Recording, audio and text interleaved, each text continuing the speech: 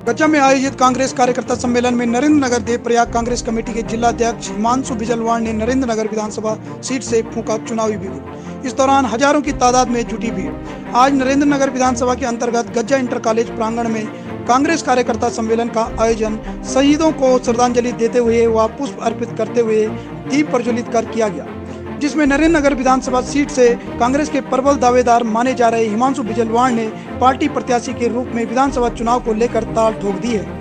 कार्यक्रम में हजारों की संख्या में भीड़ को देखकर तो यह लग रहा है कि आगामी विधानसभा चुनाव 2022 में नरेंद्र नगर विधानसभा सीट पर कांटे की टक्कर देखने को मिल सकती है। कुछ ही दिन पहले इसी मैदान पर पूर्व विधायक ओम गोपाल रावत की जनसभा देखने को मिली थी, जिसमें इसी तरह की भीड़ जुटी थी। लेकिन आज जिस तरह से हिमांशु बिजलवाण के समर्थन में लोग यहां पहुंचे, उससे तो नरेंद्र नगर सीट पर आगामी विधानसभा चुनाव में कांटे की टक्कर की आशंका दिख रही है। कार्यक्रम में पहुंचे कांग्रेस के पूर्व प्रदेश अध्यक्ष व नेता प्रतिपक्ष प्रीतम सिंह व पूर्व कैबिनेट मंत्री सुरवीर सिंह सजवान का कार्यकर्ताओं ने भव्य स्वागत किया। अपने संबोधन में नेता प्रतिपक्ष प्रीतम सिंह ने महंगाई, भ्रष्टाचार व बेरोजगारी को लेकर भाजपा सरकार पर जमकर हमला बोला। इस दौरान उन्होंने भाजपा सरकार की नाकामी भी गिनाई। इस मौके पर उन्होंने कांग्रेस कमेटी नरेंद्र नगर देवप्रयाग के जिलाध्यक्ष हिमांशु बिजलवाण की तारीफ करते हुए कहा कि हिमांशु बिजलवाण के नेतृत्व में कांग्रेस नरेंद्र नगर विधानसभा सीट पर भारी मतों से विजय हासिल करेगी और कांग्रेस प्रदेश में 60 से अधिक सीटों पर जीत दर्ज कर 2022 में कांग्रेस की पूर्ण बहुमत की सरकार बनाएगी। कार्यक्रम में भाजपा नेता भास्कर गरोरा ने भाजपा छोड़ कांग्रेस की सदस्यता ली। इस पर उन्होंने कहा, भाजपा में की गई अवहेलना व भाजपा की कार्यशैली को देखते हुए मैंने कांग्रेस में घर वापसी की है। उन्होंने कहा, भाजपा की करनी और कथनी में बहुत फर्क है, जिसको देखते हुए उन्होंने कांग्रेस का दामन थामा। उन्होंने कहा, 2017 के विधानसभा चुनाव में वह पूर्व विधायक ओम गोपाल रावत के साथ खड़े थे, जबकि वर्तमान में वह हिमांशु बिजलवाण के साथ 2022 के विधानसभा चुनाव में पूर्ण रूप से समर्थन देंगे और उनके लिए क्षेत्र में कार्य भी करेंगे। वर्तमान स्थिति की बात करें तो नरेंद्र नगर विधानसभा सीट से अगर कृषि मंत्री सुबोध उनियाल, पूर्व विधायक ओम गोपाल रावत व नरेंद्र नगर कांग्रेस कमेटी के जिलाध्यक्ष हिमांशु बिजलवाण चुनाव लड़ते हैं तो इस सीट पर मुकाबला त्रिकोणीय होने के आसार दिख रहे हैं। हमारे जिला अध्यक्ष है हिमांशु कांग्रेस के मिलन कार्यक्रम यहाँ पर आयोजित किया है, करने का अवसर मिला है। जिस तरीके से लोगों की भागीदारी कार्यकर्ता मिलन समारोह में है, ये संकेत है इस बात का कि उत्तराखंड के लोगों ने 2022 के विधानसभा चुनाव में बदलाव का मन बना लिया है। सत्ता में बैठे हुए लोगों ने 2017 के विधानसभा चुनाव में बड़े बड़े वादे उत्तराखंड के एक भी वादा पूरा नहीं, ना तो किसानों का ऋण माफ हुआ, ना उनकी आय, बेरोजगार साथियों को रोजगार नहीं मिल पाया, सड़कों पर संघर्ष करने के लिए बात की। महंगाई अपने चरम पर है, भ्रष्टाचार पर जीरो टॉलरेंस की बात कही, लेकिन लोकायुक्त का कहीं अता पता नहीं। अर्थव्यवस्था पूरी तरीके से ध्वस्त है, विकास के कार्य अवरुद्ध है। कोरोना की महामारी से लड़ने में सरकार पूरी तरीके से अक्षम साबित हुई है। तीर्थ पुरोहितों को जो है सड़क पर उतर करके संघर्ष करना पड़ा। भू कानून को इस सरकार ने करने का काम किया, आवास सीधे खनन माफियाओं को संरक्षण देने का काम किया। हरिद्वार में कोरोना टेस्टिंग में जो भ्रष्टाचार हुआ वो आपके सामने, संचालित करने का काम लोग भाजपा से तरफ है। 2022 में राज्य के अंदर सरकार बनी। कृषि मंत्री द्वारा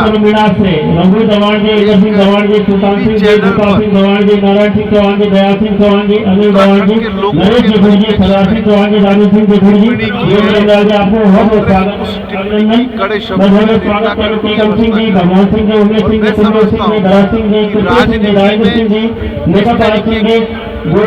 भाषा बोलने का अधिकार किसी भी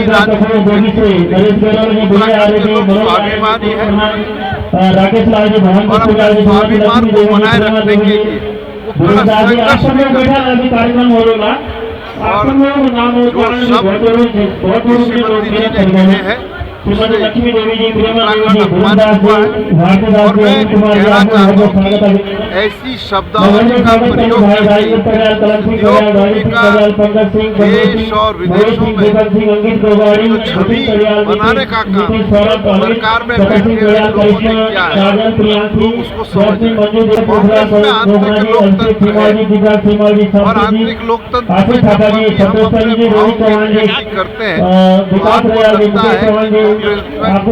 है कि कांग्रेस का एक साथी पूरी तरीके से सोनिया गांधी राहुल गांधी के नेतृत्व में 2022 की चुनौती को स्वीकार करते हुए इस प्रदेश के अंदर कांग्रेस का परचम लहराने का काम करेगा। और जब गुटबाजी का जिक्र आप करते हैं तो क्या भाजपा में कम है? यहाँ तो हालत ये है, यहाँ तो स्थिति ये है कि मंत्री भी अपनी बात को बनाने की जिद है, मंत्रिपरिषद से त्याग पत्र की धमकी देते हैं। तो जिस सरकार में मंत्री की बात नहीं सुनी जा रही है, उस सरकार में आम आदमी की बात कहाँ से सुनी जा रही है? ये सब चीजें हैं। देखिए, अब ये निर्णय तो हरक सिंह जी को लेना है कि वो भविष्य में क्या करने जा रहे हैं। राजनीति में दरवाजे बंद नहीं होते, दरवाजे खुले रहते हैं। दरवाजे से बहुत सारे लोग जाते हैं, बहुत सारे लोग आते हैं। जब कांग्रेस में आना चाहेंगे तो राष्ट्रीय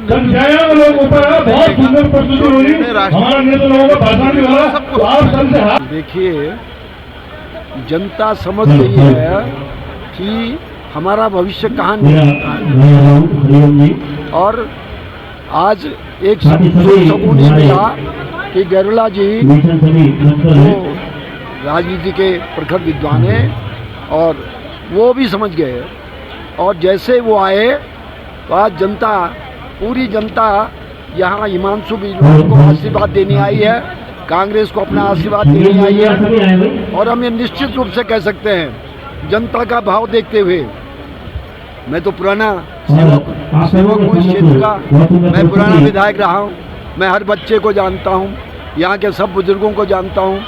तो मैं आज ये निश्चित रूप से कह सकता हूँ कि हिमांशु बिजलान यहाँ के विधायक होंगे और अपने क्षेत्र की सेवा करेंगे, जन जन की सेवा करेंगे। उनका जो व्यवहार है, मधुर व्यवहार, और हमारा तो सजवान बिजवाड़ों की जो भ्रातृ मंडली है, मैं उनसे भी आज उनके चरणों में प्रार्थना करूंगा कि भाई अपना आशीर्वाद दीजिए, अपने नौजवान को आगे बढ़ाइए।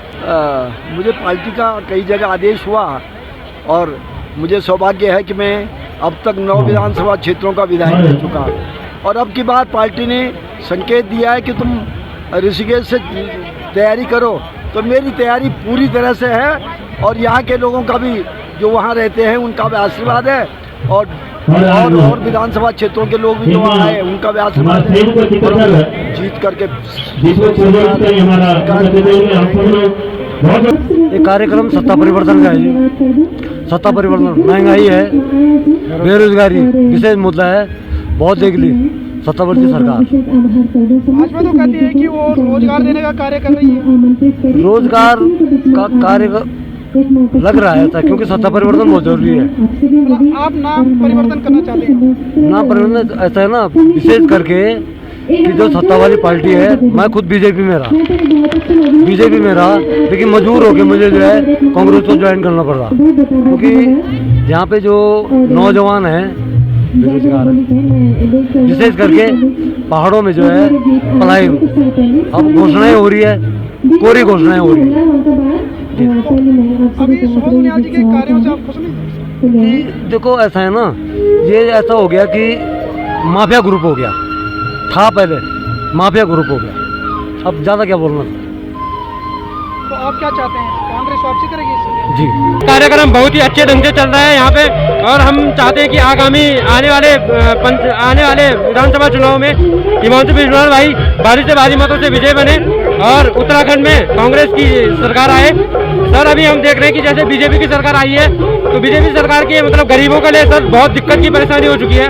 एक तरफ तो अभी जैसे परसों हमने माननीय सुबोध उनियाल जी का एक बयान सुना था, जिसमें वो जनता को हरामखोर के नाम से बोल रहे थे। तो सर, हम ये पूछना चाहते हैं कि जो सुबोध उनियाल जी हमारे कृषि मंत्री हैं, उन्हें फ्री का राशन, फ्री की बिजली फ्री का पानी, ये सब मिल रहा है, तो सर हम उन्हें किस रूप में बोले।